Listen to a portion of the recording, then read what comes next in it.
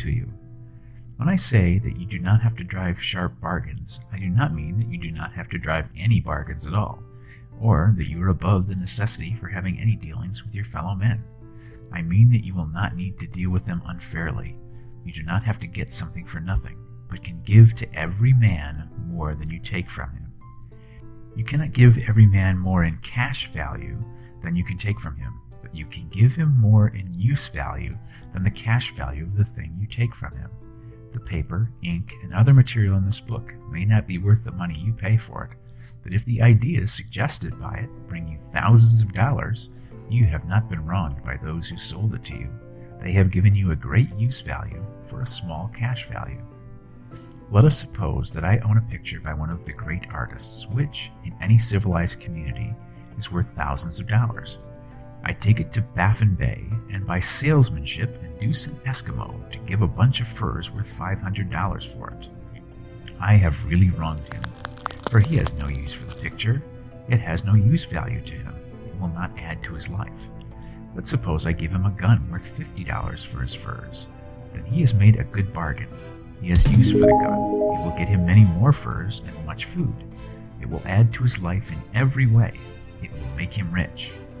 When you rise from the competitive to the creative plane, you can scan your business transactions very strictly. And if you are selling any man anything which does not add more to his life than the thing he gave you in exchange, you can afford to stop it. You do not have to beat anybody in business. And if you are in a business which does beat people, get out of it at once. Give every man more in use value than you take from him in cash value.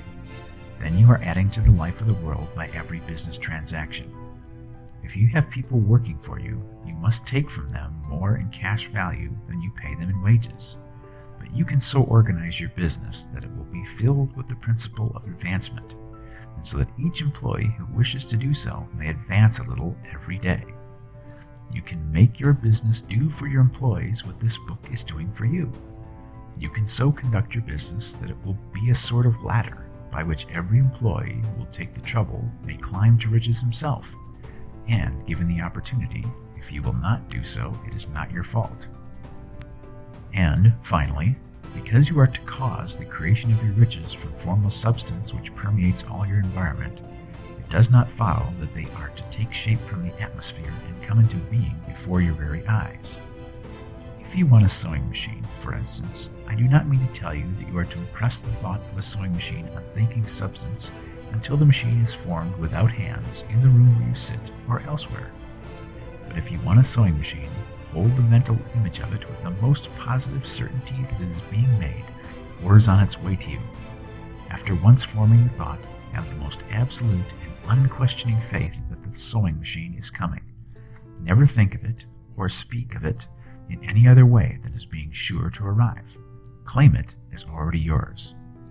It will be brought to you by the power of the Supreme Intelligence, acting upon the minds of men. If you live in Maine, it may be that a man will be brought from Texas or Japan to engage in some transaction which will result in your getting what you want. If so, the whole matter will be as much to that man's advantage as it is to yours. Do not forget for a moment that the thinking substance is through all, in all, communicating with all, and can influence all. The desire of thinking substance for fuller life and better living has caused the creation of all the sewing machines already made, and it can cause the creation of millions more, and will, whenever men set in motion by desire and faith, and by acting in a certain way. You can certainly have a sewing machine in your house, and it is just as certain that you can have any other thing or things which you want, and which you will use for the advancement of your own life and the lives of others. You need not hesitate about asking largely. Quote, "It is your Father's pleasure to give you the kingdom," end quote, said Jesus. Original substance wants to live all that is possible in you, and wants you to have all that you can or will use for the living of the most abundant life. If you fix upon your consciousness the fact that the desire you feel for the possession of riches is one with the desire of omnipotence for more complete expression, your faith becomes invincible. Once I saw a little boy sitting at a piano and vainly trying to bring harmony out of the keys, and I saw that he was grieved and provoked by his inability to play real music. I asked him the cause of his vexation, and he answered, I can feel the music in me, but I can't make my hands go right. The music in him was the urge of original substance, containing all the possibilities of all life. All there is of music was seeking expression through the child. God, the one substance, is trying to live and do and enjoy things through humanity. He is saying, I want hands to build wonderful structures, to play divine harmonies, to paint glorious pictures. I want feet to run my errands, eyes to see my beauties, tongues to tell mighty truths and to sing marvelous songs, and so on. All that there is of possibility is seeking expression through men. God wants those who can play music to have pianos and every other instrument, and to have the means to cultivate their talents to the fullest extent. He wants those who can appreciate beauty to be able to surround themselves with beautiful things. He wants those who can discern truth to have every opportunity to travel and observe. He wants those who can appreciate dress to be beautifully clothed, and those who can appreciate good food to be luxuriously fed. He wants all these things because it is himself that enjoys and appreciates them. It is God who wants to play and sing and enjoy beauty and proclaim truth and wear fine clothes and eat good foods. It is God that worketh in you to will and to do, said Paul. The desire you feel for riches is the infinite, seeking to express himself in you as he sought to find expression in the little boy at the piano. So you need not hesitate to ask largely. Your part is to focalize and express the desire of God. This is a difficult point with most people. They retain something of the old idea that poverty and self-sacrifice are pleasing to God. They look upon poverty as a part of the plan, a necessity of nature. They have the idea that God has finished his work and made all that he can make, and that the majority of men must stay poor because there is not enough to go around. They hold to so much of this erroneous thought that they feel ashamed to ask for wealth. They try not to want more than a very modest competence, just enough to make them fairly comfortable. I recall now the case of one student who was told that he must get in mind a clear picture of the things he desired, so that the creative thought of them might be impressed on formless substance.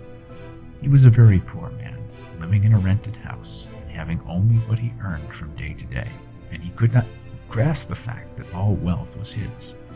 So, after thinking the matter over, he decided that he might reasonably ask for a new rug for the floor of his best room, and an anthracite coal stove to heat the house during the winter. Following the instructions given in this book, he obtained these things in a few months, and then it dawned upon him that he had not asked enough. He went through the house in which he lived, and planned all the improvements he would like to make in it. He mentally added a bay window here and a room there, until it was complete in his mind as his ideal home. Then he planned its furnishings. Holding the whole picture in his mind, he began living in a certain way, and moving toward what he wanted, and he owns the house now, and is rebuilding it after the form of his mental image. And now, with still larger faith, he is going on to yet greater things. It has been unto him according to his faith, and it is so with you and with all of us.